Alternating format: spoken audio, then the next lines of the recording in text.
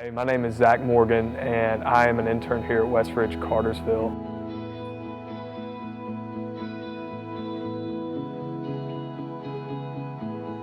When I was younger growing up, me and my family went to church till I was about 11 years old, but right after I turned 11, we stopped going to church. And so I went all through the rest of my younger life, not going to church anywhere and just kind of doing my own thing. And things started changing when I got into high school and got around some influences and some things I probably shouldn't have been doing. God used this girl, brought her into my life, and we started having an immoral relationship. We started sleeping together. It was the first girl I'd ever slept with.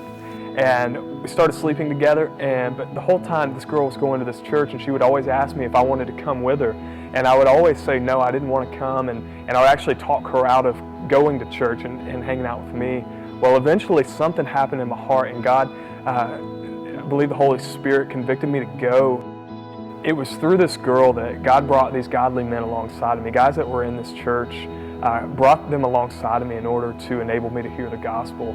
God set my heart free through the gospel of Jesus to break the addiction of alcohol, drugs, and sex. I remember sitting in a restaurant in Beverly Hills, California, of all places, and I remember we're talking about at dinner, talking about what God's doing and what we think life might look like for us. And I just remember talking, and then I remember this just sudden picture in my head, this deep thing stirred in my heart that God was going to use me to proclaim His gospel. And I didn't really know what that looked like at the time, but I knew that God was calling me. I felt like this draw to ministry, and He wanted to do something incredible through ministry so I could take the gospel to people all over the world.